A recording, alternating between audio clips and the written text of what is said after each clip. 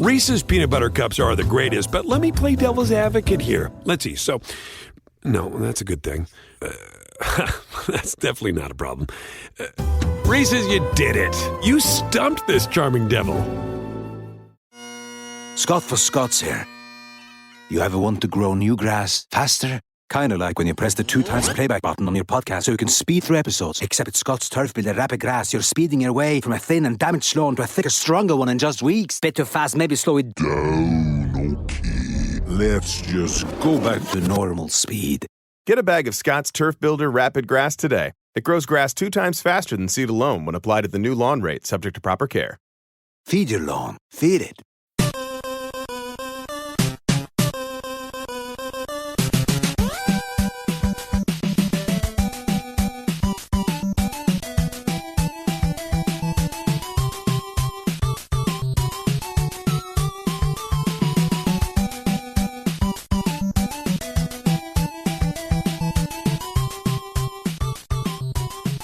Welcome to the family here on Purple Mafia. I'm your host, Paladino Joey, or Joey Awajan. Purple Mafia is available on thesportstuff.com, iTunes, Stitcher, and Double Twist. It's a nice pleasure to be back once again as we are continuing our playoff coverage. As once again, for the 10th straight year, we will be covering the postseason, of course, wildcard weekend. And now we know who the Vikings will play because, of course, Minnesota got the first round bye in the NFC. So, NFC Divisional Round, here we come. Well, yeah, a lot of us, we knew that if the Los Angeles Rams were able to beat the Falcons, the Atlanta Falcons, that is, we'd be playing the Rams, and we wouldn't have to sweat it out and wonder who we're going to play going into the next day, which is Sunday, of course, today, at this moment that I'm recording. The Rams did not win the game. The Atlanta Falcons showed up to play. They looked kind of like Green Bay versus Dallas last year. The Rams kind of looked shell-shocked like Dallas last year when the Packers just kind of out-veteraned the team. And, of course, the Falcons have been to the Super Bowl very recently. They lost, of course, after giving up the largest comeback of all time. But, the Falcons have been on a little teeny tear of late, and they will be heading to Philadelphia in the divisional round. Of course, the first segment will be wild card conversation. Second segment, previewing the divisional round, which will, of course, be the Minnesota Vikings and the most hated team of all, the New Orleans Saints. Just get the hell out! Go back where the hell you came from. Yes, that just concluded. I was kind of vulgar just a little bit. I think Sebastian would be able to tell you that. Kurt Back would be able to tell you that, and others.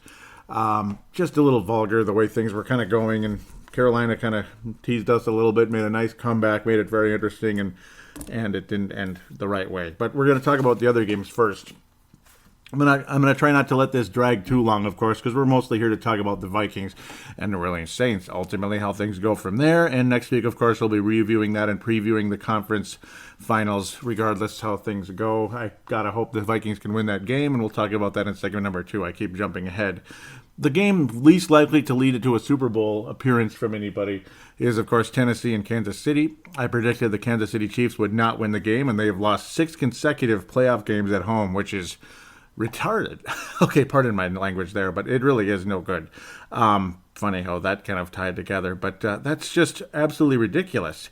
22-21, the Tennessee Titans come back from 21-3, 18-point deficit at halftime. They were getting devastated. They were pretty much screwed. And, 21-3, and it didn't matter. Kansas City, they've done this before. Took a huge lead against the Indianapolis Colts, but, of course, on the other side, you did have Andrew Luck, so there was always that chance that the Kansas City Chiefs would find a way to blow it. And then this time around, okay, Marcus Mariota is extremely talented. They even have DeMarco Murray and all that, but, Tennessee's not that good. But, things changed pretty dramatically, pretty quickly. Of course, starting with the most crazy touchdown reception of all time was Marcus Mariota to Marcus Mariota, which was kind of like Brad Johnson-esque years ago back in 97, I believe. Yep, 97, when Brad Johnson's only real full season as starting quarterback for the Vikes. 96, of course, he took over from Warren Moon after he injured his ankle and such, and then was so great, so wonderful that we left him in there, which I didn't really have any disagreement with. He just wasn't all that spectacular. 97, he was much better, was Brad Johnson. Played the whole year. The last game was kind of scary because you had that whole neck issue going on, and he wasn't able to grip the ball, and look at me jumping into something else, but that was kind of how things went there. Why am I getting into that? Very strange. I apologize. Kansas City did not win the game, of course. 22-21. Tennessee, the roaring comeback, of course. Kareem Hunt, Alex Smith looking great. Kansas City looking awesome. Ryan Suckup, the former Chief, which is pretty funny. You always used to hear that name mentioned on the Chiefs End Zone show or whatever it was called by their goofy host who hates my guts now for some reason. So I have no problem making fun of the Chiefs not winning playoff games. Back then I was a little more reserved about it, but when the guy turned out to be kind of a dork about it, about everything, not about that, but everything else, yeah, things kind of changed. So look at me airing out dirty laundry again. Not that anyone cares anyway, so we'll keep moving. Ryan Suckup got the job done, at least got some points on the board for the Kansas City Chiefs, right? No, for the Tennessee Titans. And then the Chiefs scored another touchdown. Just minutes later, Alex Smith to Demarcus Robinson, 21-3. You figure it's going to be something of the likes of 38-10, something like that. Kansas City's going to roll. But they're the Chiefs, and Andy Reid has failed a lot in the postseason as well. Now, he's had a lot of success back in his Eagles days when they'd get to the conference finals and such, and they'd get far, this and that. But really, at the end of the day, he would never win the big one, so to speak. He wouldn't win the Super Bowl, and very often he lost the NFC Championship game. And I don't think they're going to see any AFC title game in Kansas City anytime soon. Brad Childress, believe it or not, is the assistant head coach of the Chiefs, and just last year he was the offensive coordinator because it was a kick-ass offense. But he has a lot more energy than he used to. It's kind of cool. He seems more energetic, more fun, and I can understand he's also put on a lot of weight, but when you hang around a guy named Andy Reid, you might put on some weight. Just being around him might happen. But Marcus Mariota threw the ball. It was batted up by the defender, and Marcus Mariota made the reception and literally dove to the pylon to get the Tennessee Titans back in the football game, 21-10. And then, of course, things continued to go the way they did. Alex Smith would get into 3 and outs and punts and all that. And then next thing you know, Tennessee would get in the end zone again. And then Marcus Mariota hit Decker with 6 minutes remaining in the fourth quarter. Eric Decker, of course, from Minnesota and the Gophers and the New York Jets and the Denver Broncos, all that. Pretty cool. There's Eric Decker resurfacing, and he was a big, big piece in this game. Big part of the success for the Tennessee Titans. So they will move on to play the New England Patriots, and good luck to them. But, well, I'm not superly surprised that the Chiefs lost once again. They keep making the playoffs, and they keep losing. They're kind of like the Cincinnati Bengals now, unfortunately. Their drought isn't as long as the Bengals, but it's piling up. It's getting pretty busy. It's getting very busy. This is Tennessee's first playoff game since 2008, and their first advancement since 2003. They actually beat Baltimore a couple of years later, as there was a famous moment in 2000, which I think could be related to the Vikings and Saints coming up in the NFC. Before this major playoff game in the divisional round between the Tennessee Titans and Baltimore Ravens, Coach Brian Billick said the winner of this game will go on to win the Super Bowl. Tennessee, of course, had been in the Super Bowl the year before. Baltimore had a historically good defense, blah, blah, blah. We know about that stuff. Great running game, all that. Jamal Lewis. You even had another Lewis at receiver, and you had, I forget his first name. It's been a long time. He kind of vanished after that. And, of course, a guy by the name of Trent Dilfer at quarterback, who they quickly unloaded. But it does show it doesn't matter who your quarterback is, as long as he's competent and smart. And Dilfer had to get smarter after all the mistakes he made in Tampa Bay if he was ever going to have another snap in the league. But a historic defense like that, it really helped. Baltimore ended up scoring a touchdown late in the game that put them ahead to a point of it probably had them winning the game, and Brian Billick literally turned around to the fans that had probably been heckling him. I'm guessing this. You just put the pieces together here. He turned around to the fans, put a thumbs up, and dropped a FU bomb. And you could read it so easily. It was hilarious. And I know people talked about it back then. I think some of you still remember that are listening. 2000 is a long time ago, but it isn't that long ago. It isn't 1972 or anything. So, but Billick looked at the stands literally and said, F you. And it was plain as day. And it was hilarious. And even my dad started laughing and said, and worded it out. It's like, yeah, he said it. That was pretty funny. Wow, that was hilarious. But on we go. I think the Vikings and Saints will be related in that direction, and I keep jumping ahead. Let's move on. I would have liked to have it in front of me, and it just went away because this thing is just stupid. So we're going to have to reset things. Well, the other game was, of course, the Rams and the Atlanta Falcons. The Falcons kind of pretty much from the get-go, you could just sense they were the better team coming into that game. You could just feel it. And the Rams looked nervous. A lot of people coming in to the game feared that the Rams are really ready to roll. They'd get past Atlanta because Atlanta barely even belongs in the playoffs this year. Even the talk was Julio Jones wasn't going to be available, and, well, there he was. There was number 11 making important catches in the game. You have one of the best running backs in football with Todd Gurley, a good offensive line that features John Sullivan, of all people, at center. He's doing a good job. He's finally healthy again. Good for him. Jared Goff, up-and-comer, who's still maybe not ready for the moment. The young coach who's tricky and dangerous. You never know what could happen with you just never know what could happen with him. And of course, him being Sean McVay. So you got Sean McVay, Jared Goff, Todd Gurley. That's a pretty dangerous group. And of course, Wade Phillips, who helped the Denver Broncos win the Super Bowl just a couple of years ago with a very good defense, featured by Aaron Donald, of course, a spectacular defensive lineman for the Los Angeles Rams. But, they were good in the game. They kept the Rams in the game the whole time. But the Atlanta offense was just a little bit better, a little bit smarter, and the Atlanta defense was very respectable in the game. Also the fact that, again, Atlanta was running the ball at a decent clip. Todd Gurley was great in the game, no doubt about it. He had a long of 33, never completely broke loose, but the Rams were playing behind for the most of the time. Just imagine if the game was tied or the Rams were ahead. It would have been Todd Gurley for 200 the way he was going in the game. But unfortunately for the Rams, they were playing from behind, and that took a very deadly weapon out of the arsenal for the LA Rams, and it was very costly. Neither quarterback had a turnover.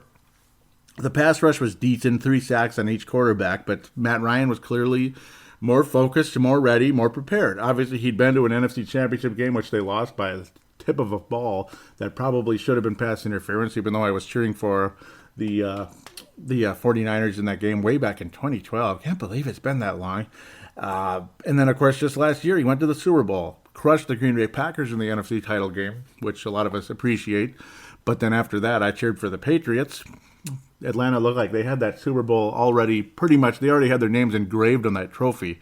And then, of course, we saw what happened. It was kind of like Kansas City and it was kind of sort of like Kansas City and Tennessee, but even worse for the Atlanta Falcons. But they looked like the team that was just better prepared, more ready for the spotlight and all that. An ancient building that's seen so many things happen. I mean, they saw Super Bowl #1 in that building, which is kind of cool, actually. The first Super Bowl ever was played in the Los Angeles Coliseum. Some Olympics were played there, some amazing events. Very historic building, but of course, a bit slipping and sliding. Luckily, there weren't some super major injuries, but there's always going to be some injuries in a game like that. They were able to get 74,000 people in that building. Man, very historic place, of course. And the old Rams played there, the old LA Rams, which is the same franchise. It's crazy to think, though, this is the first playoff game the Rams have hosted since before I was born. January 1979.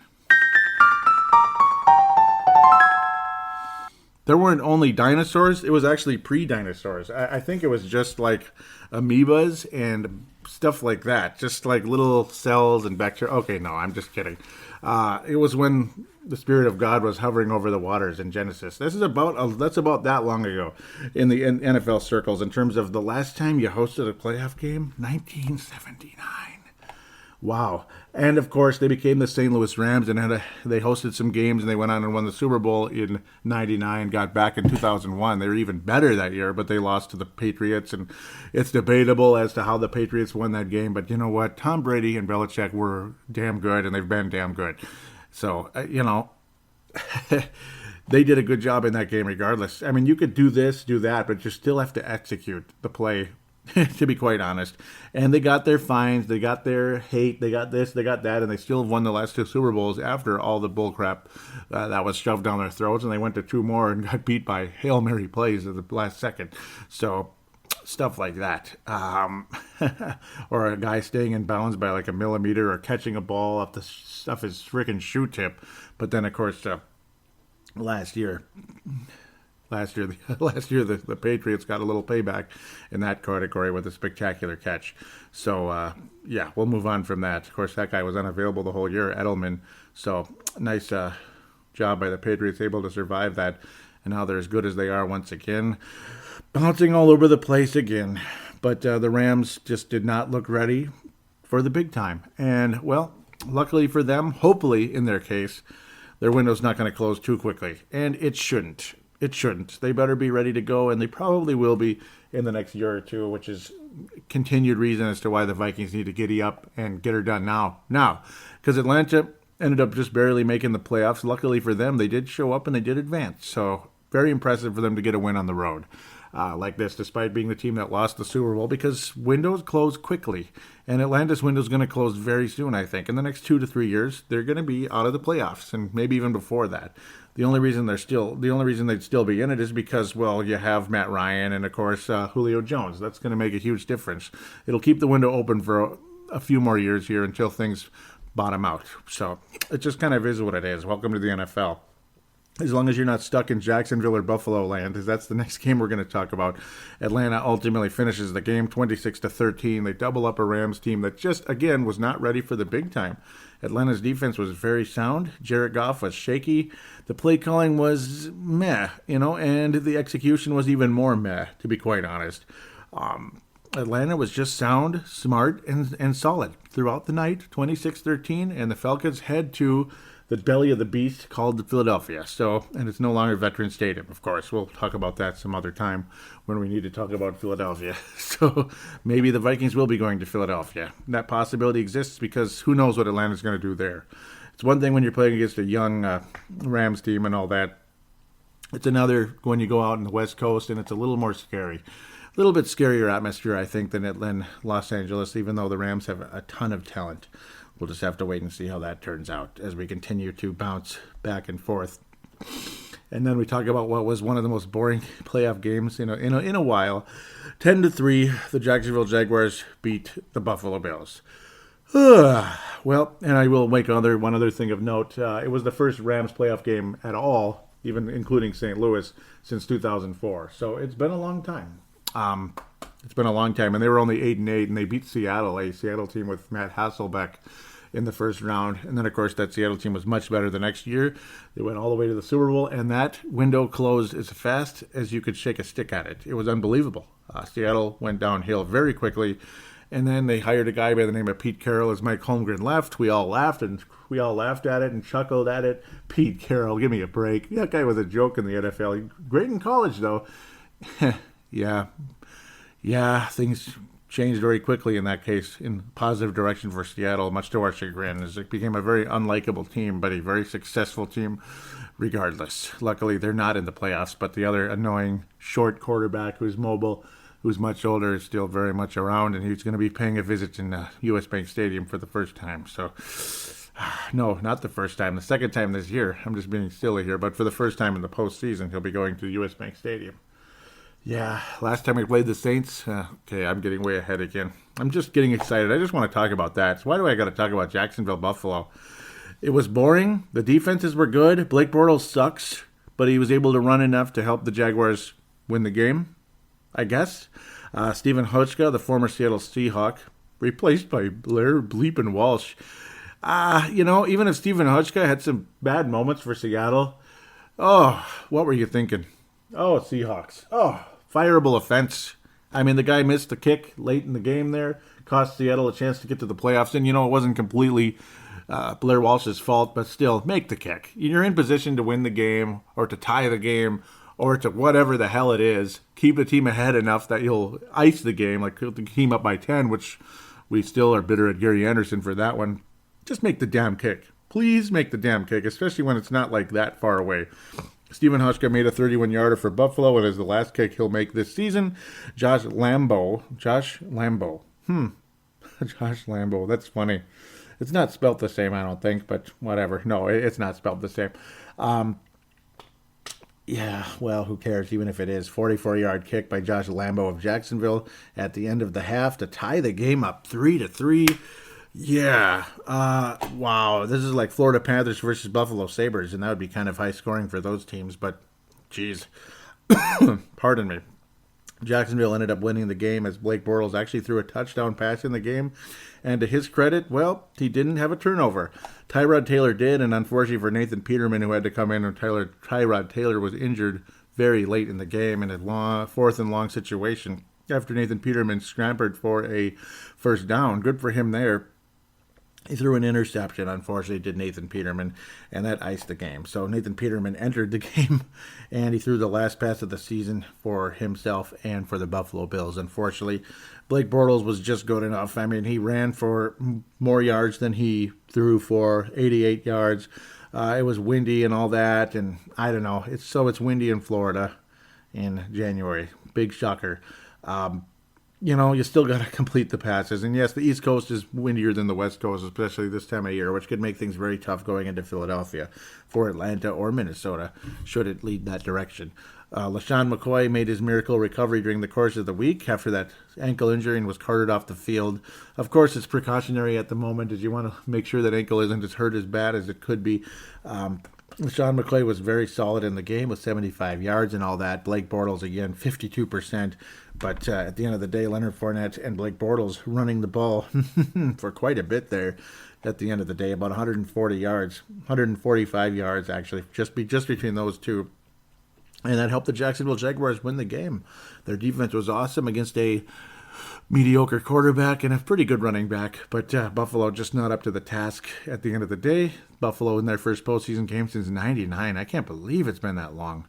Man, to think they never made the playoffs with Drew Bledsoe, with all those good seasons, with those couple of good seasons anyway, Drew Bledsoe had for the Buffalo Bills. They never made it, did they? Crazy. Jacksonville's first playoff game since '07 when they lost to the Steelers, who, they lost to the Steelers, who did not go all the way that year. I thought the Jaguars made it in '08, but no, it was '07. Steelers ended up winning the Super Bowl in '08 over Arizona, much to my chagrin. So, yeah, Steelers ultimately lost to Pittsburgh that year, if I remember correctly. And then, of course, Steelers ultimately lost to New England is what I'm trying to say. And then on they went. So that pretty much wraps that up. Now, it's like, do I merge things together? Nah, we'll just talk about the Saints game a little bit, and then we'll talk about them in the preview as we head in that direction.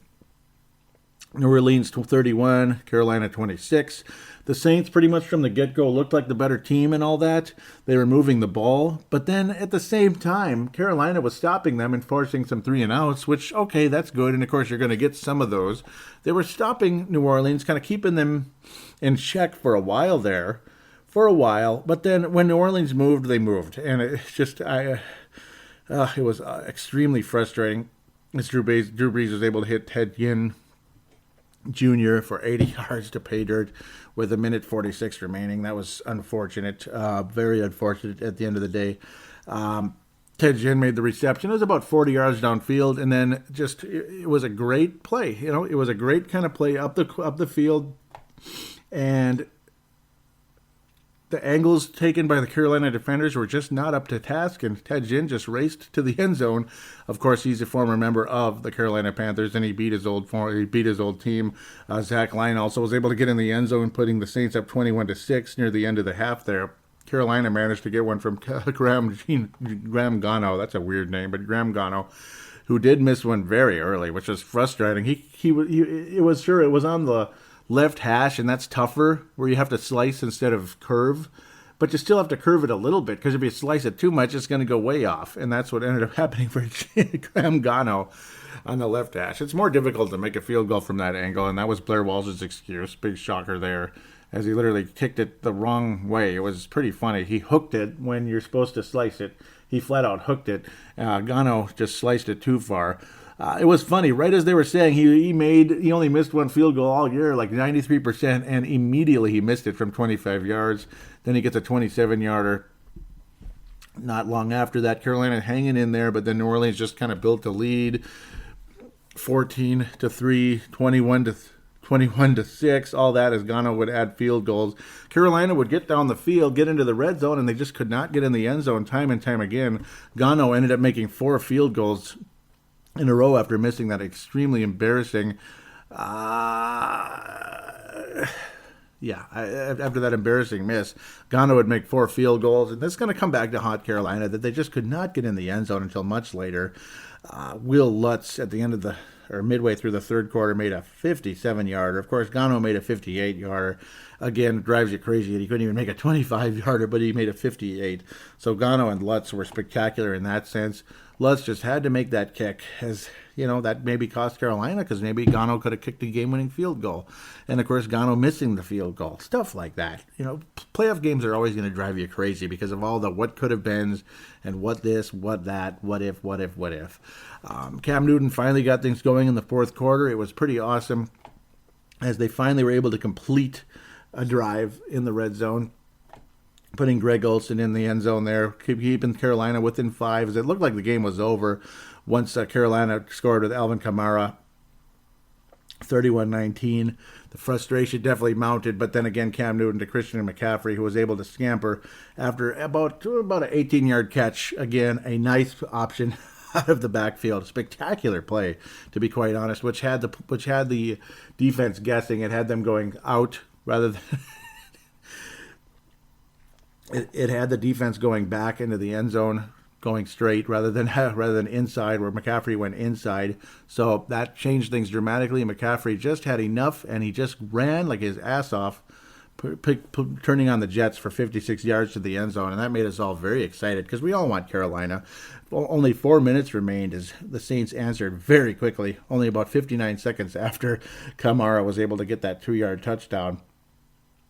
And then Carolina would stop the Saints again. They get it to 3rd and 2.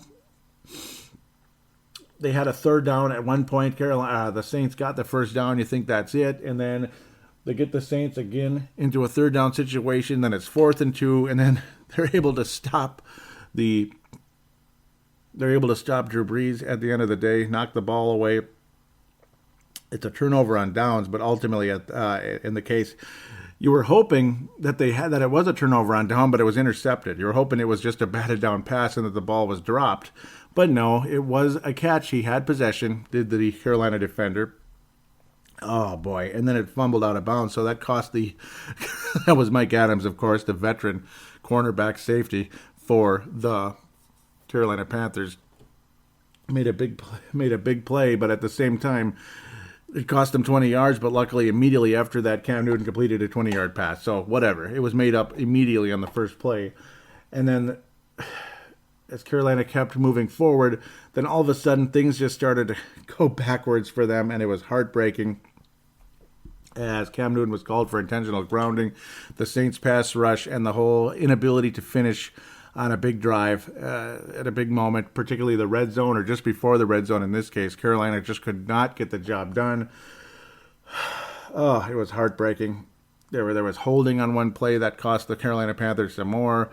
And then at the end of the day, it just wasn't meant to be. What I didn't understand, though, is the Panthers were acting like there was like 12 seconds remaining. When we're talking 50 seconds remaining, the Panthers are going for long plays, one after another. Why not go for those short yardage plays? They had 2 timeouts remaining. I don't know what they were doing.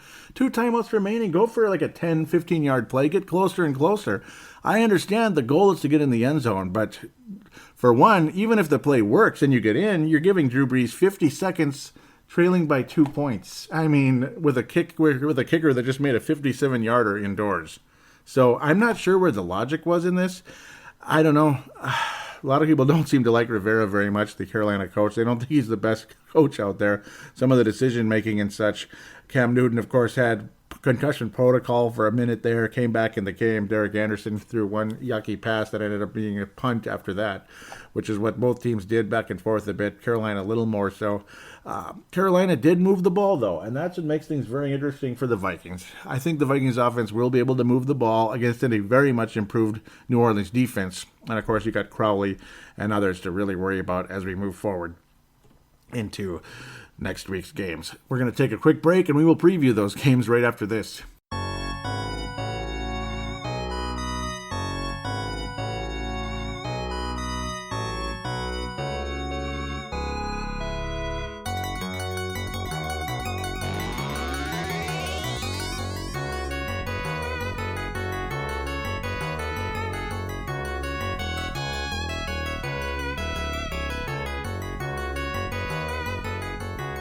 And we are back here on Purple Mafia segment number 2. Time to preview the next round, the divisional round. Oh boy, I'm getting nervous. And I'm probably not the only one.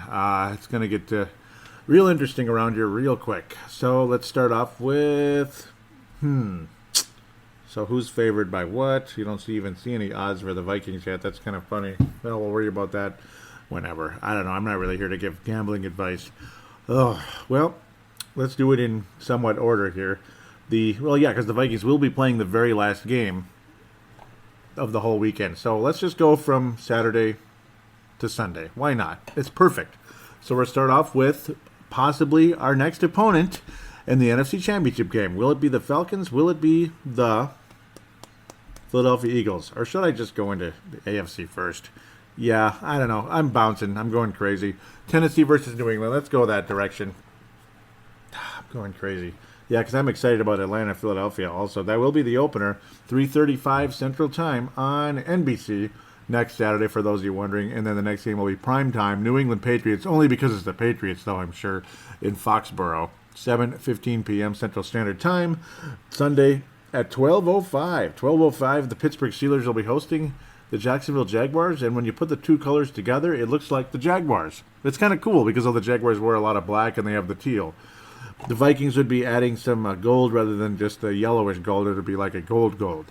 If you put okay, whatever. And then the Patriots and the Tennessee Titans have the same navy blue color. Oh, why am I even talking about this? Patriots versus Titans.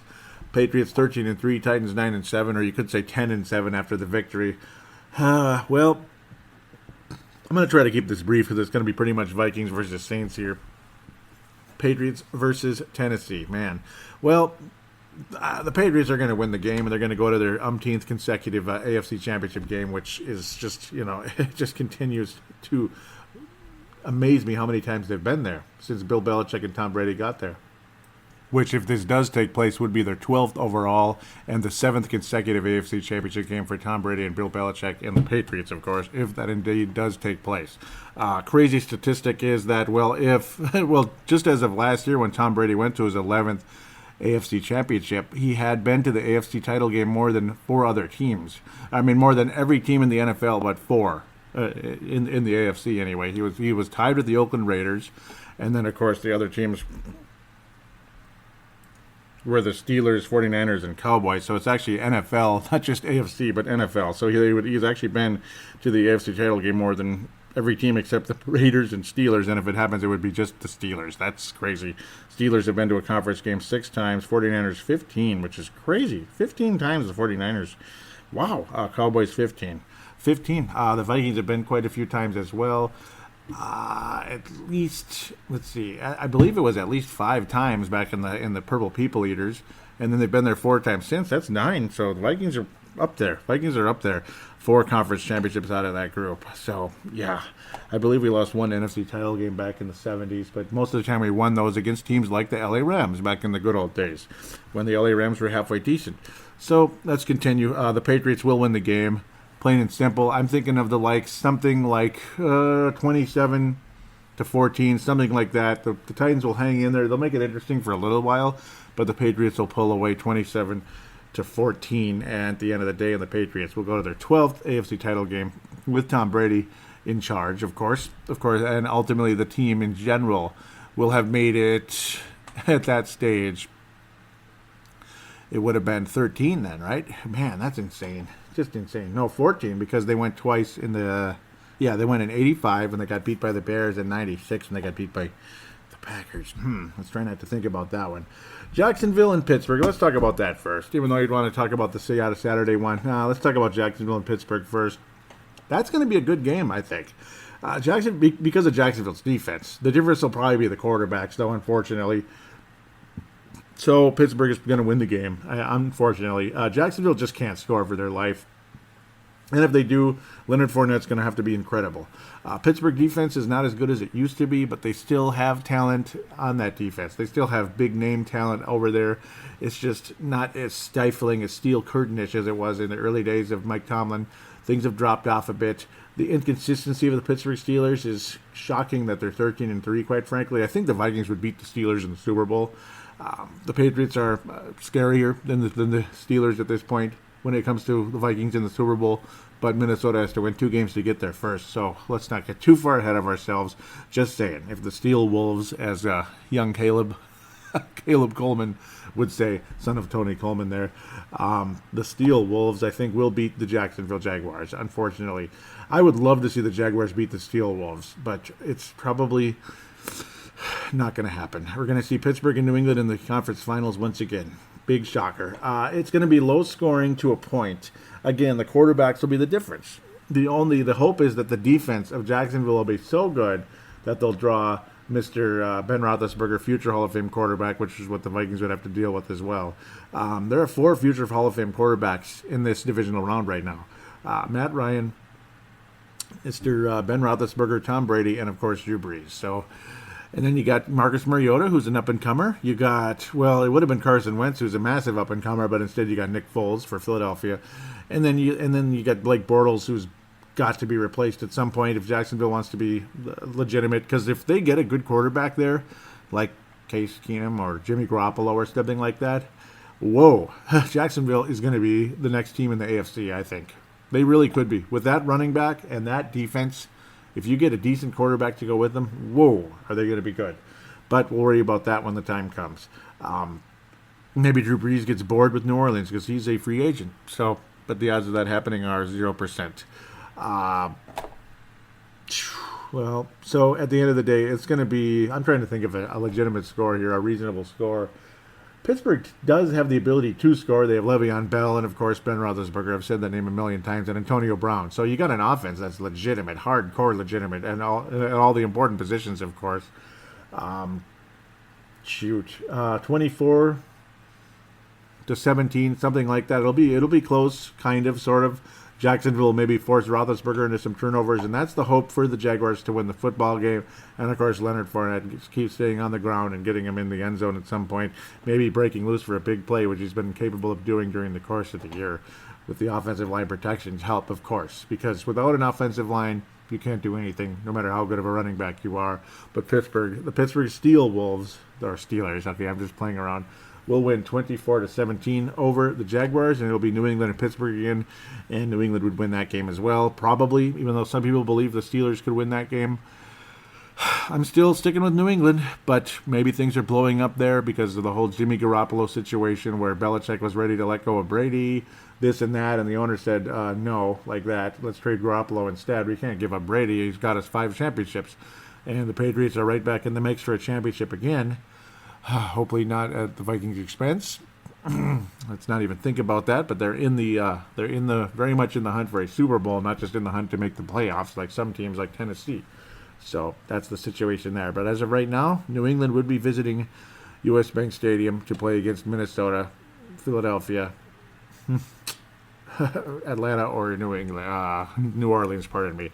There are 2 teams remaining that scare me the most, and that's 2 teams that start with the word new. But at the end of the day, anybody can beat anybody, particularly in the playoffs. Even Tennessee might knock off the Patriots. Maybe, but I doubt it. Let's go over to the other side of the NFC, and then we can finally get to the Vikings and Saints. The much-anticipated Vikings and Saints, which, of course, was the regular season opener, which counts for nothing at the moment. Still strange to imagine that. That's just weird, the whole situation there. Wow, weird. Atlanta going to Philadelphia. It's going to be probably going to be a pretty good game. Both teams are going to have to rely on their defenses, believe it or not.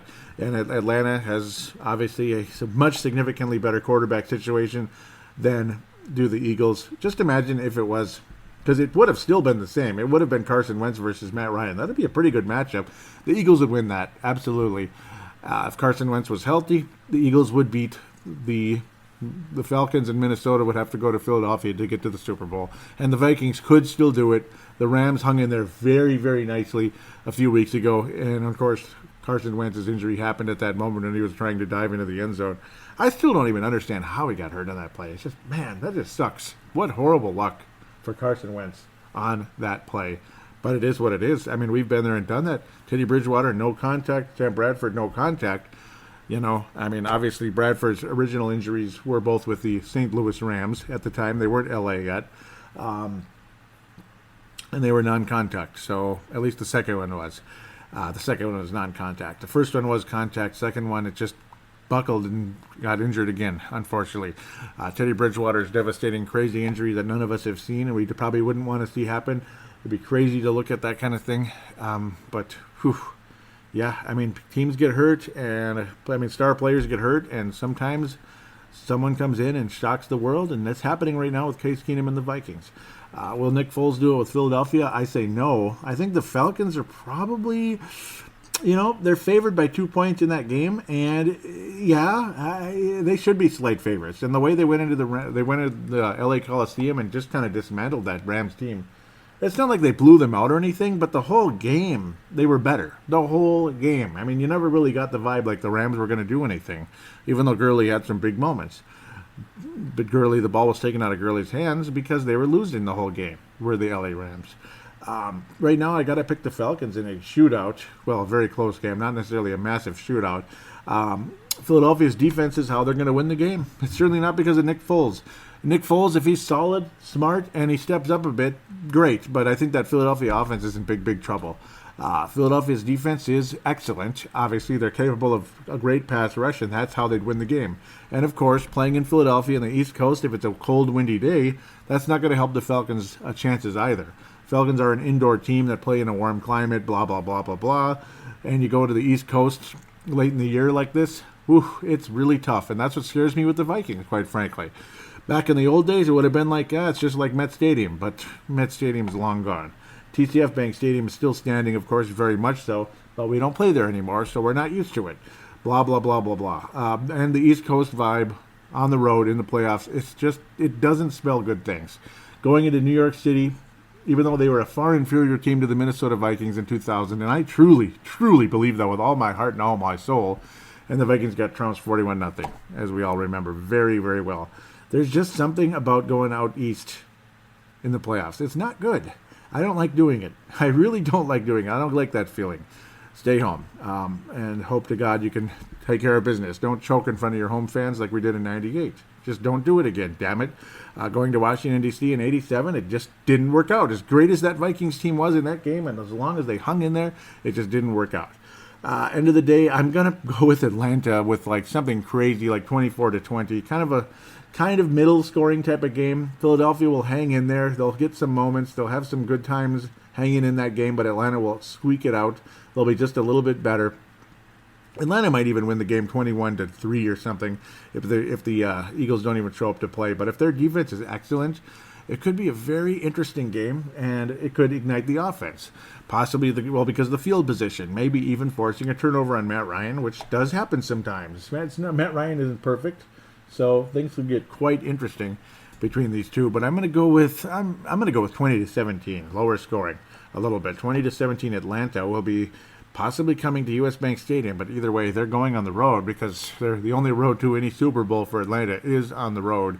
And yeah, I would hope and pray to God if the Vikings end up hosting the Falcons don't end up being the team sticking around in U.S. Bank Stadium. That would be disgusting.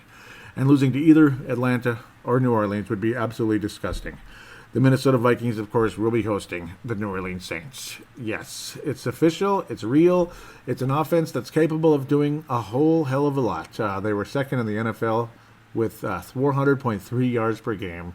Rushing, they were fifth in the whole NFL, about 130. Passing yards, 271 a game in the yardage category.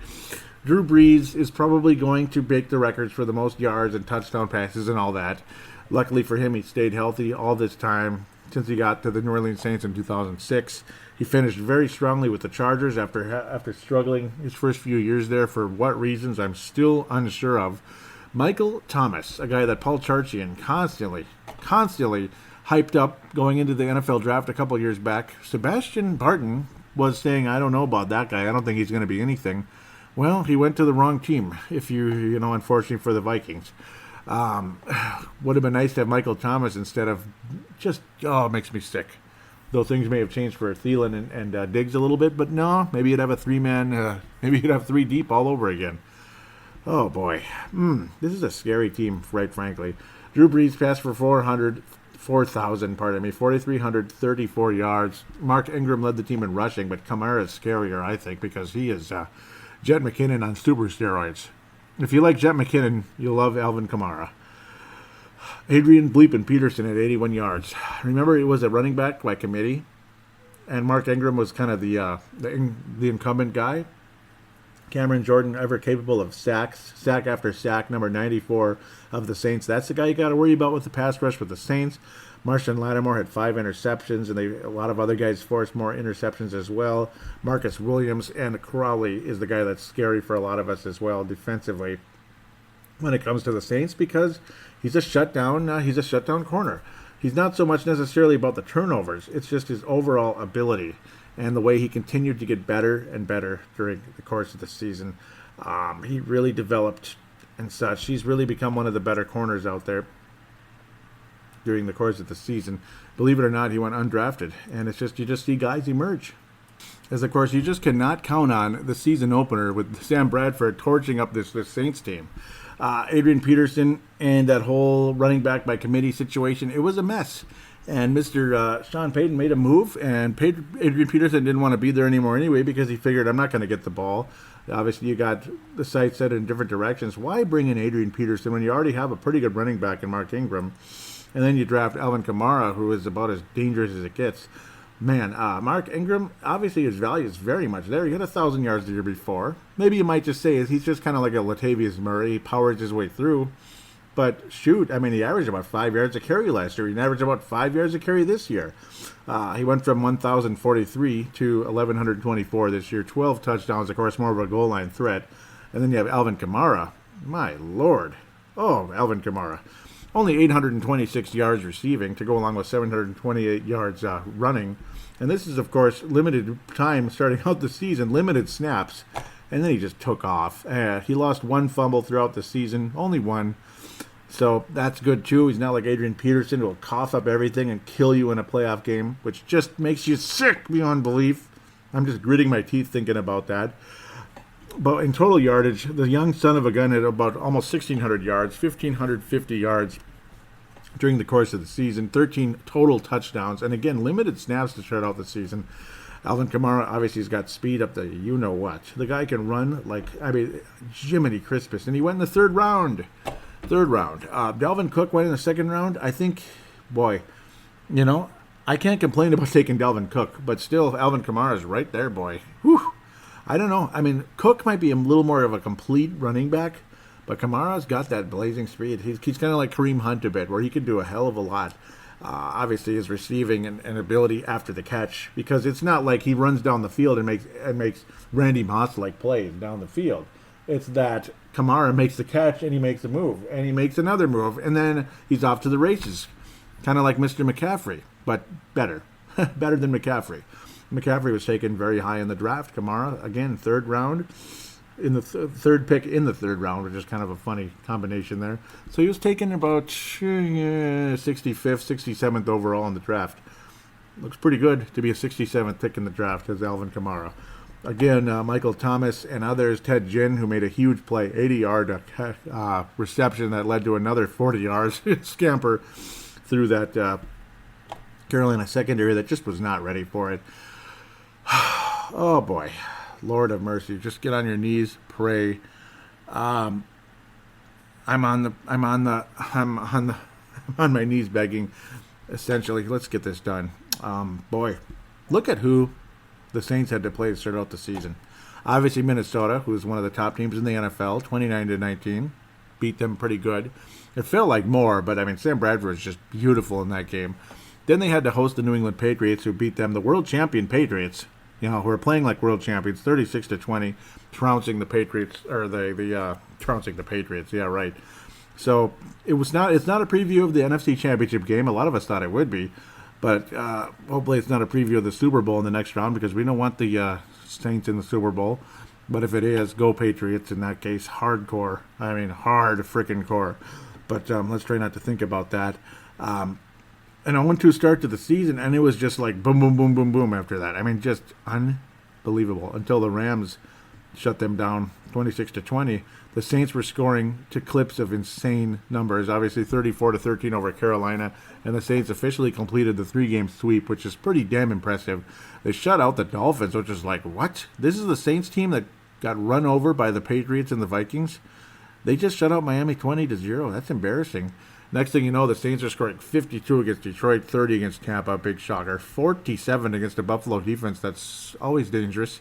34 against Washington as you bounce around, and then a lot of 31-point games against Carolina, the Jets, big deal. Carolina again, obviously, today. So it's going to be interesting. Tampa beating the Saints, put them down a bit into the 4th seed. Did the Saints lose that game on purpose so they would be able to go to Philadelphia in the second round if they get past Carolina or past whoever?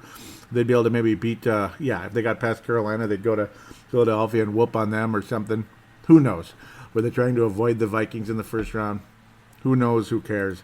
But at the end of the day, the Vikings are the best team in the NFC right now. This is a very dangerous offense. It's the most dangerous offense the Vikings will face this season. As dangerous as the Falcons are, the Vikings defense was phenomenal against them.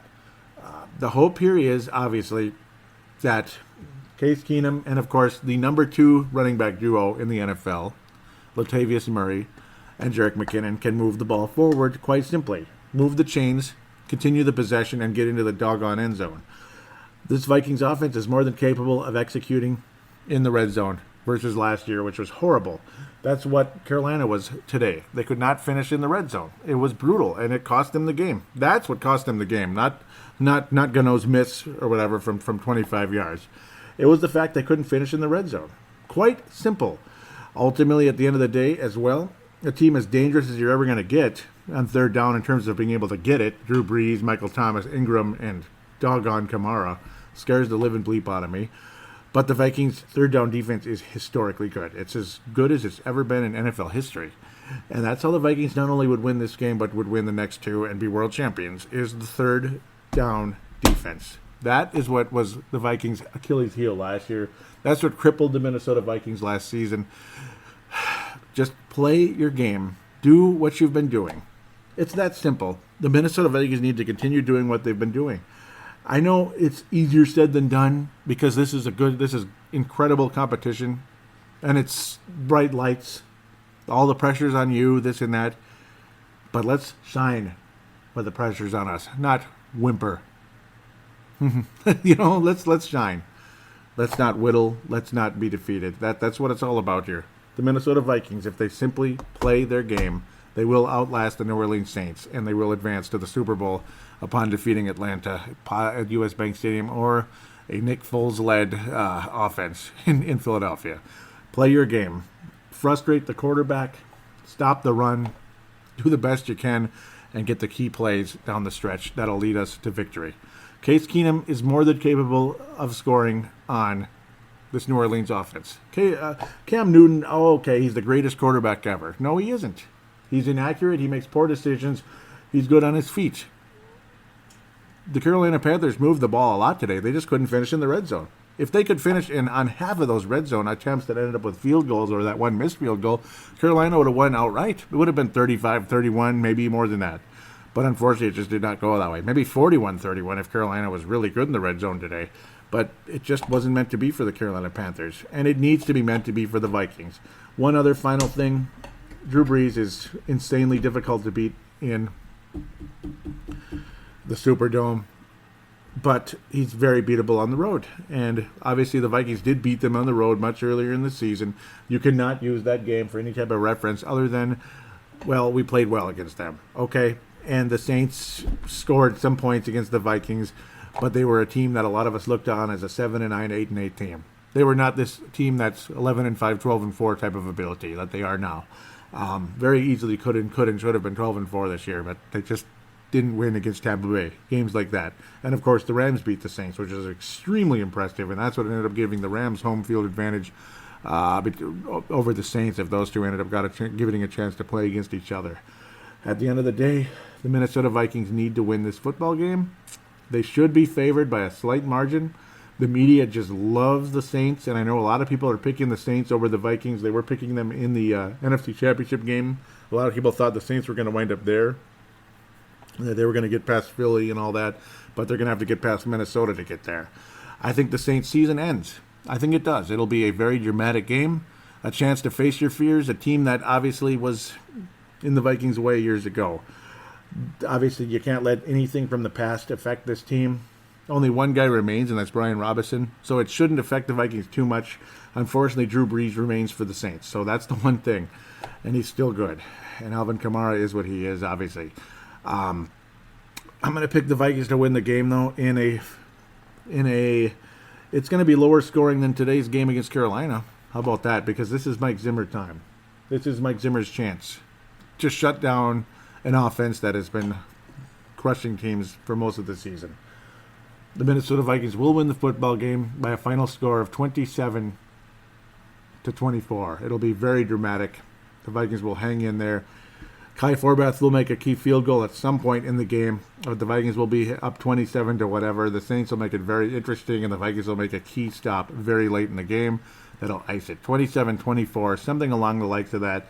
And God willing, maybe 31-21 would be much better. And I'm hoping it will be something along those lines where the Vikings will build a comfortable lead and hang on and win the game.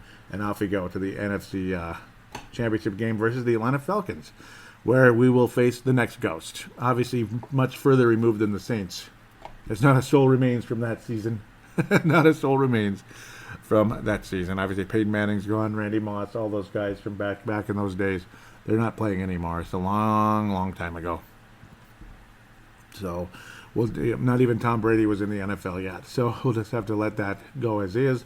Drew Brees was looking really good with the Purdue Boilermakers back in those days, whooping on the Gophers, unfortunately, much to our chagrin. So, yes, yes, he was whooping on the Gophers. Oh, he was. Oh, hardcore. I knew who Drew Brees was back in those days. I did. I knew him very well, and I knew he was good, and I was hoping the Vikings would wind up getting him somehow in the draft, but that just didn't happen. Minnesota wins 27-24 or 31-21 or 31-24, something along those lines. 31-24 would be just fine. I'm going to go 27-24, a little tiny bit lower scoring and much closer, all that good stuff. But Minnesota will advance to play the Falcons. And I think the Minnesota Vikings would beat Atlanta, and it will be Minnesota, New England in the Super Bowl, and I refuse to pick that game just yet. Other than Vikings defense continues to do what they had been doing throughout the season, they will win the championship if they continue to do what they had been doing. Knock on wood. Third down defense continues to do what it does. It's that simple. You're going to win the championship if it's that good when it matters. So that should wrap this up. We will come back and we will hear from Mad Martin's takes on Wild Card Weekend.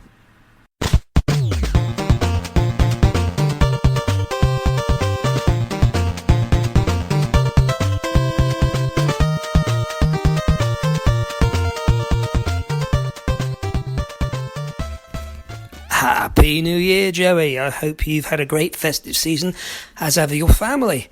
Also, congratulations on a 10th season of podcasting. That's quite an achievement, my friend, considering some of the years that we've had to endure. Anyway, this year is not one of those. 13-3. Quite remarkable considering that Bradford went down week 1. As you say, at one stage we were 2-2, 500, and looking potentially at another wasted season. But here we are, 13-3. Quite remarkable. Last couple of games have been somewhat difficult offensively. I think we have kind of sputtered, certainly sputtered against Chicago. I can understand playing Green Bay, the frozen tundra. It's not easy in that sort of frigid weather. But equally, most impressive. So we get to enjoy a week off and savour the wildcard rounds and watch the other teams slug it out to see who we play the following week. Personally, I'd like to see possibly the Rams back. I think we can certainly deal with them. Like you, I am quietly confident about where this team goes towards the Super Bowl. I think we can make it. What I'd like to see in that conference championship game is a rerun of the 2009 game against the Taints. And this time around, part of me hopes for a heartbreaking defeat for the Taints. But more, I'd like to see them absolutely slaughtered by our defence. Because this defence has played lights out so far. If I've got a concern in this postseason, it's if that defence has a off day. Can the offence cover it? Can they do enough to pull the team through? The last couple of games, not quite, but we'll see what we see. But I think you're right. I think we'll be going to Minneapolis for a Super Bowl and probably waiting for New England. Now, striking while the iron's hot is what some people have said. Yeah, obviously, you want to win a Super Bowl. But equally, you want to build foundations for a team that's going to be highly competitive for the next 5, hopefully 10 years. That's what I'd hope. I think in Zimmer we have the man to do that, depending on how long he wants to coach. But no, you want to see a team that's going to be competitive year in, year out. And certainly the foundations have been built. Off-season will be massively interesting.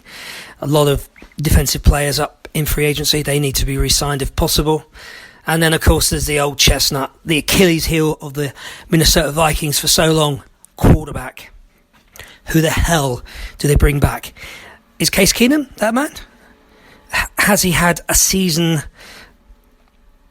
that's come out of nowhere? Can he revert back to the mean next year? I don't know.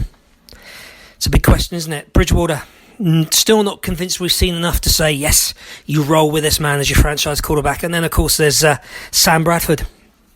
Of the three, certainly the most talented, but with that knee, it's a massive question mark. And it is quite concerning as far as I'm concerned to see where we go in that particular direction. Whoever we take, I hope to God it's the right one. Otherwise, we could be back in the same shitty position of retreads, busts, blah, blah, blah, blah, blah. Anyway, yeah, I know some people have sort of said, oh, we've got to win one. But, you know, I was speaking to a Tampa Bay fan a little while ago, and yeah, they've got one Super Bowl, but their other 40 years of, or 40 seasons in fact, have been rather irrelevant. They were the whipping boys in the NFC Central, and they've been pretty much the same in the South. So yeah, they've got a Super Bowl, but look at our history. Look at the 4 Super Bowls, the numerous conference championships games. This team has had a remarkable 57 years so far. And hopefully they can cap it this year with that first inaugural Super Bowl, which might, I hope, lead to greater things. A great podcast as always. Thank you, Joey. I agree with Dave Vicky. I'm not sold on Pat Shermer at all. Equally, he did win 9 games as a head coach in Cleveland, so perhaps he has got something, considering what coaches have done over there. But anyway, we'll see what we see at the coaching position. Like you, my biggest concern was the 12 frickin' penalties on Sunday. That sloppy play has to be dealt with in this 2-week period. Right, so we can sit down and enjoy Wildcard Weekend. I hope Kansas come through from that group. I've got a little soft spot for that team as well, in the fact that Arrowhead Stadium and that crowd are quite amazing. So go Chiefs. As to the rest of them, I couldn't possibly care less. In fact, if all the top seeds get knocked out, superb. We'll make it much easier for us in those 2 games before we reach that Super Bowl. And I am quietly confident. Anyway, my friend, Happy New Year. Happy New Year to the Purple Faithful. Skol, brothers and sisters. And skol to making that Super Bowl. Let's beat the Rams, beat the Rams. But no, we won't have to do that this time around. Let's beat the Taints, the Taints. It's going to be the Taints, yep, and obviously Mr. Mad Martin knows that already at this stage. That's what will ultimately lead to the Super Bowl, of course, but you got the great running game. You got Thielen and Diggs. You got, obviously the 2 best. It's the second best running back duo in the NFL since week number 5. Number 1, of course, Alvin Kamara and Mark Ingram. So something's got to come to a head here. Our defense is better than the Saints. Their quarterback is better, but our quarterback's pretty good too. And I guess that's who Mr. Keenum modeled his game after, Drew Brees. So kind of cool. Is he Drew Brees? No, but who is Drew Brees? Drew Brees is Drew Brees. That's about it at this point. So obviously lots of interesting off-season conversation. We'll continue into that more and more as we move into the off-season. Obviously, I could briefly talk about it now, but obviously that's not the main point of interest at this stage because of obvious reasons. Right now we're more focused in the postseason. But hey, that is the elephant in the room, the quarterback, all that. It's going to be extremely fascinating to see how that all plays out. My personal hope is that you are able to bring back Case Keenum and Teddy Bridgewater at contracts that are, well, cap friendly enough that it fits. Bridgewater, a lesser contract. Hopefully he'd be willing to do that because, well, I don't know how ready he is to be a starting quarterback. I think you go forward with Case Keenum as the starter. Hope for the best that whoever the offensive coordinator is, that he can continue things in the right direction. And if Case Keenum turns out to be a guy who's not all that great, then hopefully you have Teddy Bridgewater here still at a lesser contract at the time. Still a decent enough contract that he feels, hey, he's still got a chance to play. You're going to see a competition between Teddy Bridgewater and Case Keenum. Obviously, if the Vikings win the Super Bowl, Case Keenum deserves a nice, decent-sized contract with some guaranteed money, of course. And then after that, if Case Keenum ends up being not a whole lot after this, like a year or two from now, you roll with Teddy Bridgewater. So, I mean, heck, even into next season, Teddy Bridgewater might end up taking over at some point in the season if Keenum isn't that good. But if Keenum continues this run and he's going to have a above-average career, well, let's rock and roll. I can't quite say Kurt Warner level because Warner had the fastest release ever, and he had Drew Brees-like yardage. It was just insane. I mean, the guy was off the charts. But Keenum, obviously, an extremely respectable season. He's been very good with the ball, smart, all that. He only had turnovers mostly with the Redskins game, and of course he threw one against Cincinnati. But let's not be throwing them in the playoffs here and into the Super Bowl. Let's get this thing done and move forward. So awesome conversation there. Obviously, it's all about beating the Saints now and hopefully avenging the loss of 2009. That's a huge deal, and then maybe 98. I bet at this point when Mad Martin recorded that, I don't think he expected the Atlanta Falcons to still be playing, and a strong possibility the Falcons just might wind up in US Bank Stadium in a few weeks. So, no, I didn't particularly see that coming. I thought it was possible, but it's not like, oh, that's exactly what's going to happen.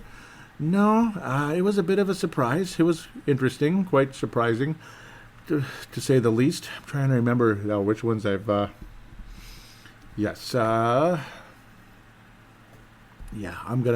seeing where to continue with the Twitter. I'll start with this spot. So let's move on to the Twitter account. Very interesting conversation. Awesome, always, Mad Martin. That was spectacular. Dave Martin out of Northern Scotland. Gold Star of the Year award winner just 2 years ago, if I remember correctly. Last year went to Justin Mayer Henry. This year Justin's MIA, so he has no chance of getting it this year. Nobody's had the Gold Star of the Year twice.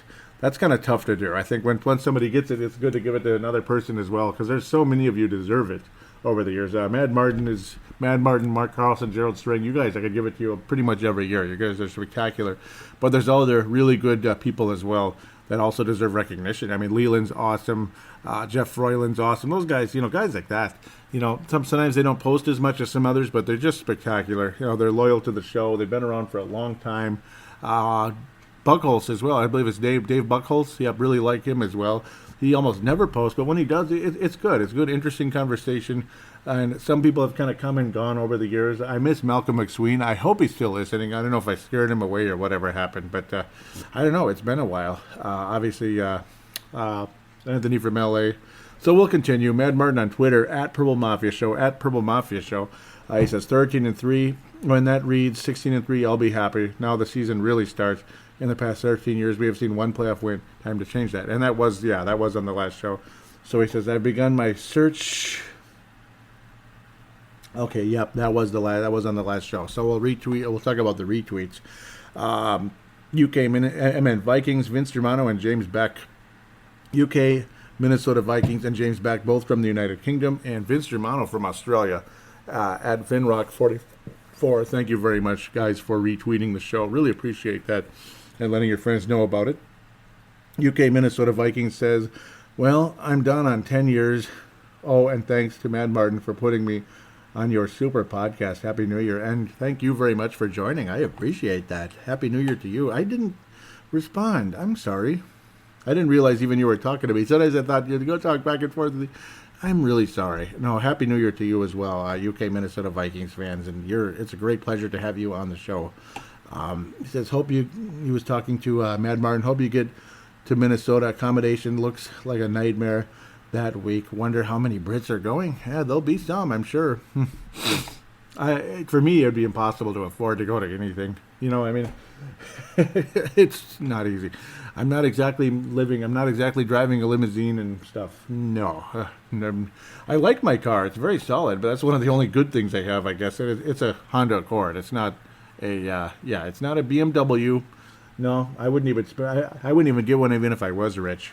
It's just not my cup of tea. I'd rather have something that works, you know. Not that BMWs don't work, but something that's affordable to repair as well, which other cars like that kind of are insanely expensive. So we'll continue. And Golden Gopher Hockey just beat St. Cloud State, number one team in the nation. Hell yes. Golden Gopher Hockey just beat St. Cloud State. They swept the weekend series. So screw you, St. Cloud State Huskies, and go Golden Gophers. Some of you might be St. Cloud people. I'm sorry, but I gotta go in a different direction when it comes to college hockey. Okay, so okay, let's continue. Mad Martin says accommodation looks like a problem as our flights storm away to Edinburgh, to Providence, to Boston, and finally Minneapolis. And as to tickets, LOL, basically he's laughing, will be a bar, and most likely, but let's not count our chickens yet, so you never know. Maybe I'll see Mad Martin on Super Bowl weekend. Wouldn't that be something? I want to see Tanae Brown as well. I remember he came here, and then I was just completely swamped with work. I should have went and saw him. He went to a Timberwolves game. Tanae Brown, of course, big Timberwolves fan, but he also likes the Vikings as well. Oh, man. I'm sorry, Tanae, out of New Zealand. That was a bummer on my part. I should have found a way to work around that, and I tried, and I should have tried harder, I think. Damn it. I regret that so much. So, Tanae, if you're listening, Mad Martin says, cannot see Minnie going over. You're looking at serious money. Yeah, see, that's what I mean. I mean, it's not cheap. Everything's so damn expensive. Flights at, it looks like 600, I'm not sure what that is, pounds? 600 pounds, that'd be insane. Accommodation, dread to think that weekend, and tickets, you're looking at $5,000 maybe. Oh, yeah. Yeah, probably, or more. And even just the odds of getting in there, even getting a ticket, even if it's available, if they are available. Sam Gupta says, seriously bizarro. I did not expect that at all. What was it? What were we talking about there? Oh, here we go. I was saying, what the hell are the Cincinnati Bengals doing? They signed Marvin Lewis for 2 more years. Yeah, what the hell are the Cincinnati Bengals doing? They just said that Marvin Lewis is moving on. I mean, Marvin Lewis supposedly said it's moving on to other opportunities, as in like it's finally over. And then they sign him again. Cincinnati is just weird. I don't get it. What the hell are Cincinnati doing? Scrolling up for a while here. Dave Hickey? Nope, we'll start with Tanae Brown. He says, what a leader we have. And this was Mike Zimmer talking to his team, and he was saying there is no damn curse. So that was very cool. Yep, there is no damn curse. I don't know what you're talking about, basically. Like, we're going to get this done. We're not going to talk about any curses. That was the press conference there, and I loved that. Very cool. Tanae for posting that, and Luke Inman was the original person that posted it. So cool. Dave Hickey out of Iowa says, I know, right? What's up with that? I know, right? What do you mean I know, right? Look at ya. Oh, don't be a millennial on me now. But yeah, he's talking about the Cincinnati Bengals. He says, he said it. He said that phrase. That's like the Browns keeping their coach after 1 win in 2 years. Pathetic. And the Browns kept their coach too. Yeah, 0-16, and they kept their coach. 1-15 last year. Wow. You realize? 1 win. I mean, one win. 31-31. That's crazy. 1-31. Yeah, well, next year, that's it. If he doesn't have, like, a significantly better year, I would hope. Mad Martin jumps in now as we head into this weekend. He says, yet another horrible postseason game for the Chiefs. What a garbage second half. Just finished the second wildcard game. So Dirty Birds in Minneapolis in 2 weeks. Time for revenge. This third wildcard game is zzz, and that was, of course, Jacksonville and Buffalo. That was a pretty weak game indeed. It says rubbish is a word of this. So it's Taints, the Dirty Birds, and I think it's the Steelers in the big one. Teams that have denied us in the past. If so, it's in the bag. It's ours. But I will be happy if the Taints lose later. And I wish they did lose to Carolina, but they didn't. UK, Minnesota Vikings says, Brady is not looking so great these past few games. I can see the Steelers winning up in New England. Yep, I can see it happening as well, but I can also see the Steelers even losing to Jacksonville. Crazy things can happen.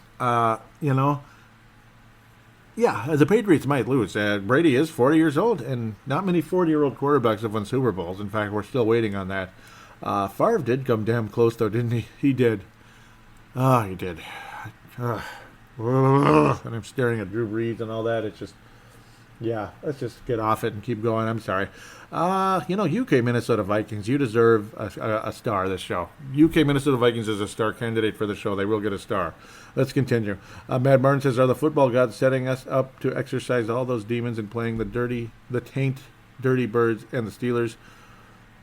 Would be fitting to do that with the home Super Bowl. And it's like, yeah, you look at it, yes. It's looking like a legitimate possibility. Sometimes that's just how it is, isn't it? UK Minnesota Vikings says, no, that would be a fun tour to go to on the Exorcism Tour. 2008 Vikings win it all. Amen to that. Indeed.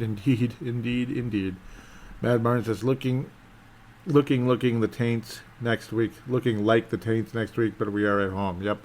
Mind you, this Taints D cannot stop the Panthers getting into the red zone 5 times, but no pay dirt. Okay, at least they got in. Yep, they did get that one to Greg Olson there. Greg Olson, who was the color commentator for the Rams game. That was a fun game to watch, and I liked the announcers the whole game. I liked Greg Olson, and I liked the main play-by-play guy he was with. That was a good group of announcers there. Matt Martin says, with you there, brother. Only question is, can Case keep it together? I think they should rest all 3 quarterbacks next week just in case. And, yep, just in case. That's what he pun not intended, I'm sure. Absolutely. I was saying, I do think we can score on these guys. Yep, the Saints. The good news is Breeze does not play as well on the road. God willing, that will continue. Yes, I think all 3 quarterbacks should be activated. I do agree with that 100% because you just don't know what's going to happen. You just don't know because if Bradford has to go out there, what if he's not ready? What if he's not as ready as we thought? Then you have to put Bridgewater in and pray to God Bridgewater's ready. All of that good stuff. So we'll just have to continue from there. Matt Martin says, don't get me wrong, would love Case to lead us all the way. That would be great to see Bradford dagger this lot too. But this is not over yet. Anything can happen. He says, well, guess that's the game.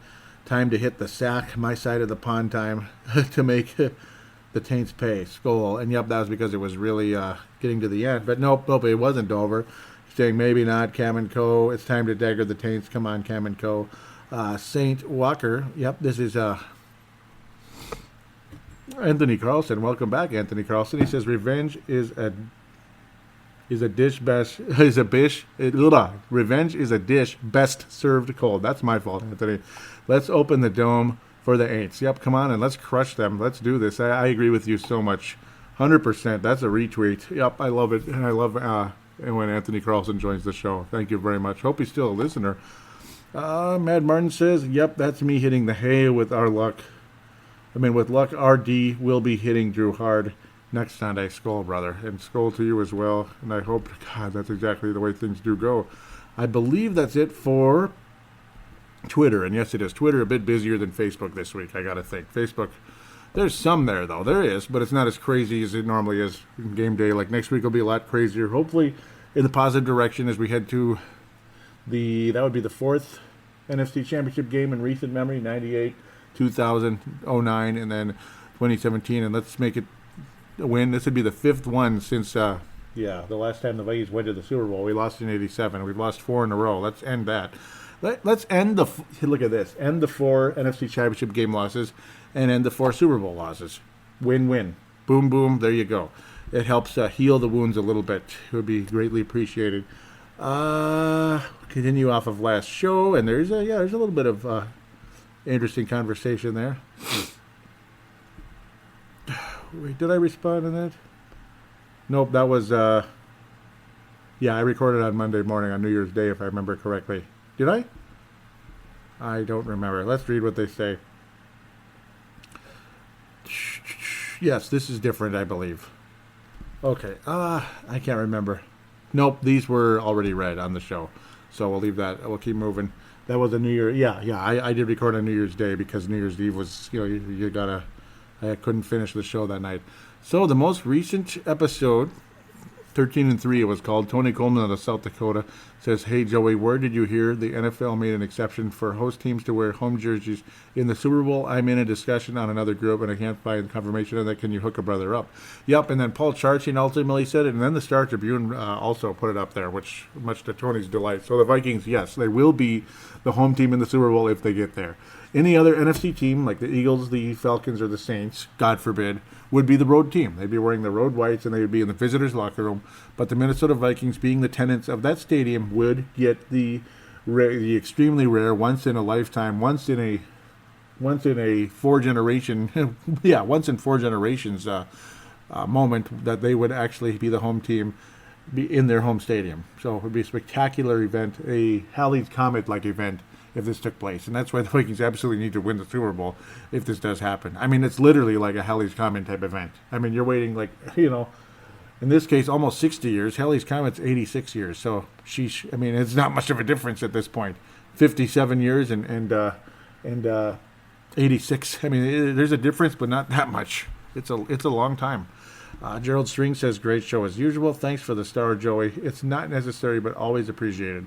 As for deep fried turkey, I started doing that about 12 years ago, and my family won't accept any other method now." And by the way, Gerald String is out of Nebraska. And one other thing to note before I continue what Gerald says. Put it this way, though, when it comes to how long ago it's been. When the Minnesota Vikings started their expansion football team, Fran Tarkington was in his rookie year, and he is 76 years old. Put that into perspective and tell me it's not been a long time. 76 years old. Continue.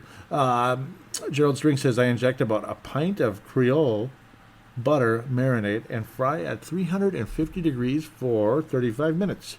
It is so brown and crispy on the outside, and the inside so moist and tender, it's ridiculously tasty." So it only takes 35 minutes total? Is that the case? Only 35 minutes total? Let me see. Very interesting. I suppose because it would be in a frying, it would be like bubbling like a fry vat, eh?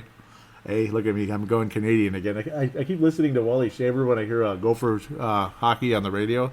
He says a lot because he's Canadian, Wally Shaver. His father, Al Shaver, who used to broadcast the North Stars, and he's still living at about 90 years of age. Al Shaver, the legendary Al Shaver. Wally's been the Gophers play-by-play voice for many years as well. That's the son again of Al Shaver. Let's continue. Very interesting, though. So is it 35 minutes total? Or I suppose the preparation would take a long time as well. There I go again. Mark Carlson out of Iowa says this was another great episode of the Purple Mafia Show. In fact, I loved the last week's episode, 259, sliding shutout also. The season has been a surprise year for me as a fan. After so many seasons of promise and so many seasons of shame, this year I had hopes, and they seemed to be dashed when Cook went down. Yeah, heartbreaking, wasn't it? I literally tweeted, RIP 2017 season. Can you believe that? Just think about that. That tweet could be legendary one day. If this team ends up winning the Super Bowl, that tweet should be put on a plaque somewhere. Seriously, I should dig it up and find it, and it should be put on a plaque somewhere and showed just how quickly things can change. And as exciting a season as this has been, just, say if the Vikings go on to win a Super Bowl, that there were moments that it looked so bleak and so over. And how you climb the steepest hill to end a drought. And it just shows that this really, in so many ways, would be one of those cases where you climb the steepest possible hill to end the drought. The most legendary story of all time, like the Red Sox, like the Cleveland Cavaliers, like the Chicago Cubs. Now it's time to happen in the NFL. It's time to happen in the NFL. Basketball it's going to come full circle, isn't it? It happened twice in baseball. Hockey, you saw multiple teams. You saw the LA Kings be a eighth seed go on and win a Stanley Cup. That's a tough hill to climb, but of course the finalist was not that scary for them. But still, they went all the way with the 8th seed. So that's kind of an example. But it happened in basketball with the Cavs. It happened in baseball twice with the Cubs and the Red Sox. Now it's the Twins' turn.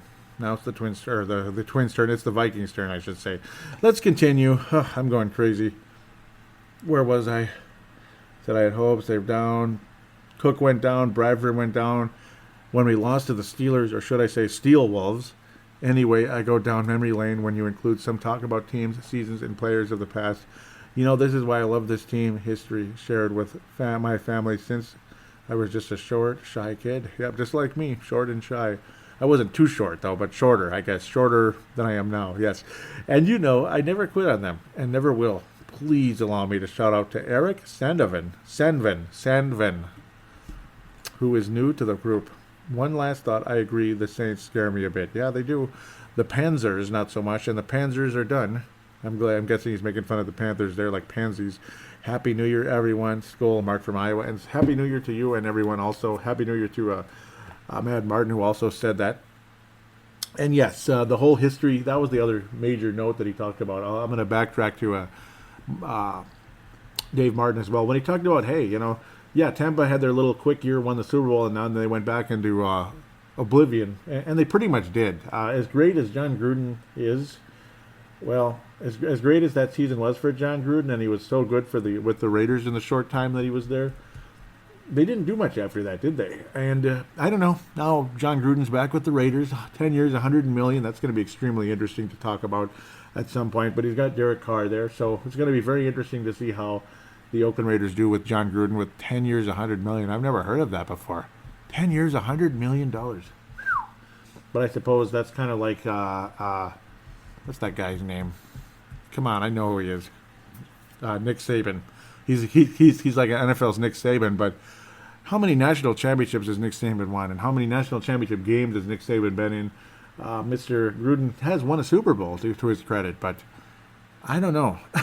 I don't know about all that. I think he went to one AFC title game and got beat by the Ravens, was it? I think the Ravens beat them, yeah. That's when the Ravens went on and won it all. Yep, and then, of course, yeah. Let's just move on. Eric Sandven, welcome aboard, Eric Sandven. Hopefully he's a listener. He says, thanks for the shout-out, Mark Carlson. Been so busy, haven't had time to listen in lately. Aw. No, but maybe at some point. Can't wait to venture through this postseason with a team like this, Skol. And hopefully Eric's been listening. I appreciate your inclusion very much, Eric. And thank you, Mark, so much for telling him about the show. I was talking about the whole thing with Marvin Lewis. Mark Carlson says, well, can I say it? Trying to keep pace with the Browns. That's pretty funny. Yep, I like that. Mark is out of Iowa, of course. Gerald String out of Nebraska. I've already mentioned that on this show. Says, what else could it be? Yeah, I mean, I don't know. It's very weird. And then here was the black and white proof from Star Tribune. Even with the NFC as the Super Bowl road team, Vikings would be afforded all advantages of home. Yes, they will be given everything. Beautiful. Mark Carlson says, great article, Joey. Thanks for sharing. I like the Keenum quote at the end of the article. It just feels right down there.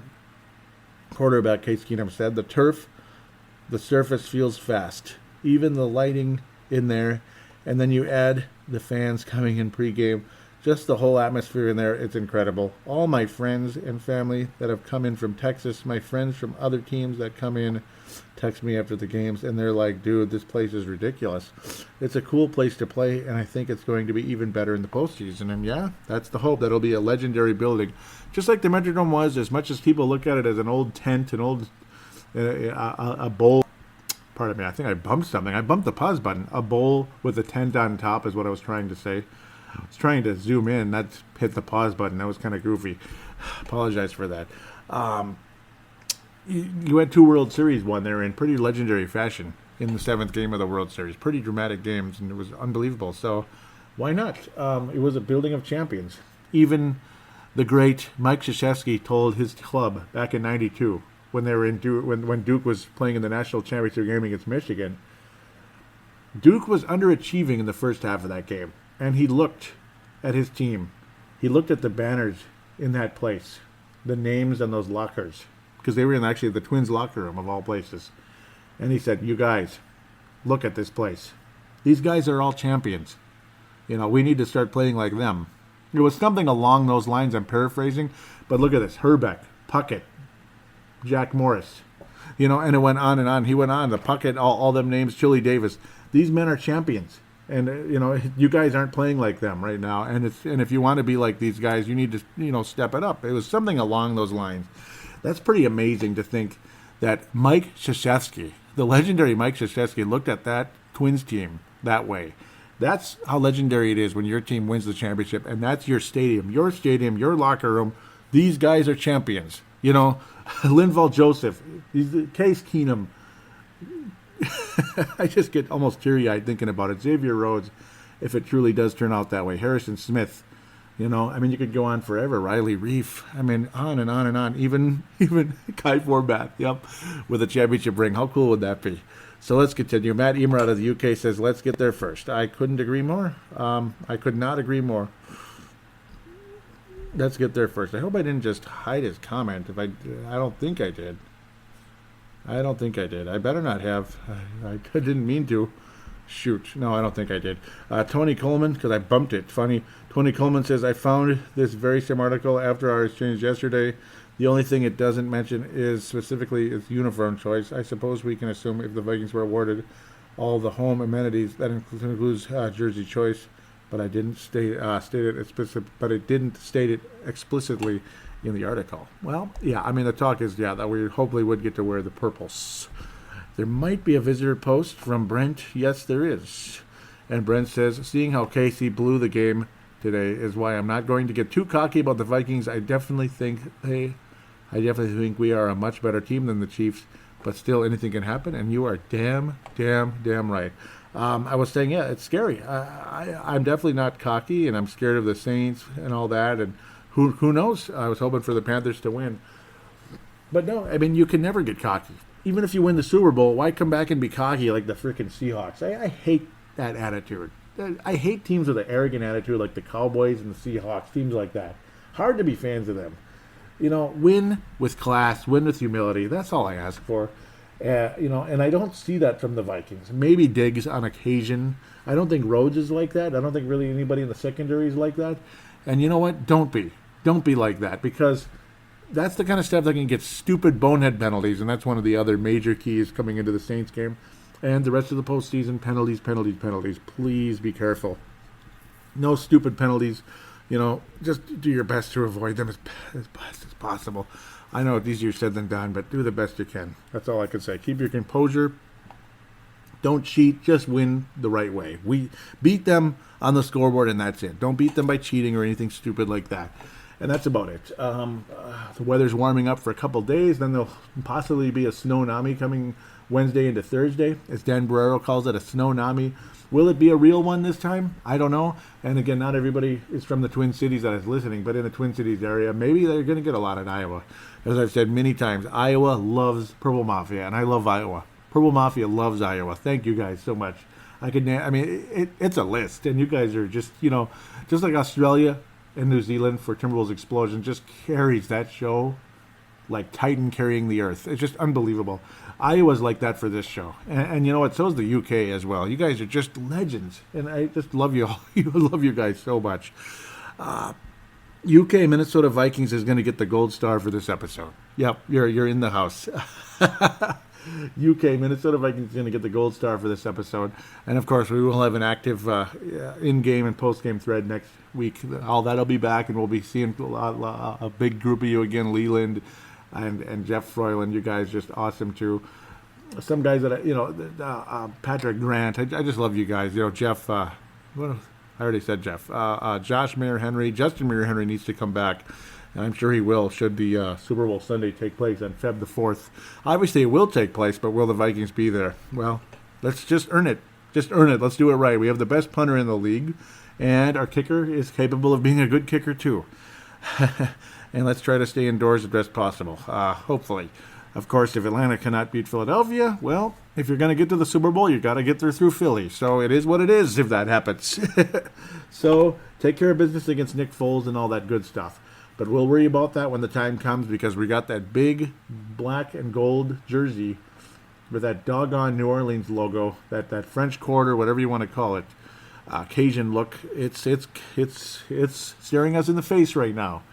And it's time to knock those bastards out. We've beaten them in the playoffs many times in the past. Way back in the 80s, we knocked them out and then beat the 49ers and went to the AFC title game, or NFC title game in 87. And then years later, we knocked out the Saints again and got crushed by the Niners. And they went on to win the 88 Super Bowl over the Bengals. Again, the last time the Bengals won a playoff game was the AFC Championship game in 1988. That's 29 years ago. It's now 30 seasons straight without winning one. Good job, Cincinnati. Good job. Wow, that is pretty bad. So you do refer back to what Mad Martin said about the.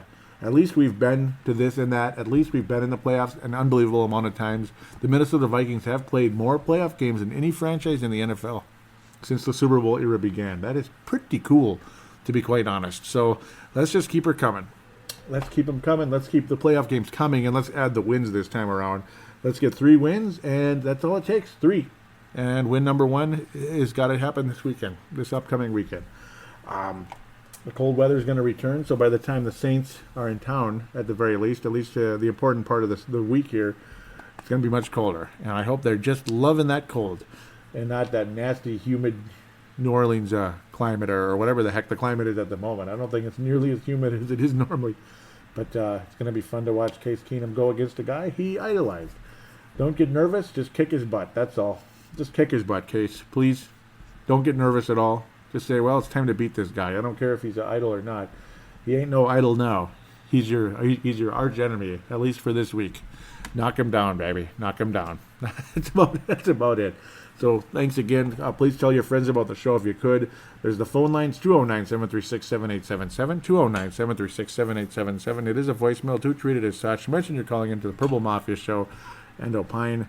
Got to go backtrack again one more time. The Facebook page actually is facebook.com/Purple Mafia Show. Going to give a quick shout out to MN Vikings Haven. That's also a Facebook page. Please go there and click like. The founder of that page, Trevor Wickerin, kind enough to allow me to post links to the Purple Mafia Show on that page, so I am more than obliged to at least give him a shout out on this show. Listen, to encourage you, good amount of listeners, to go check that page out, and a lot of you have joined it.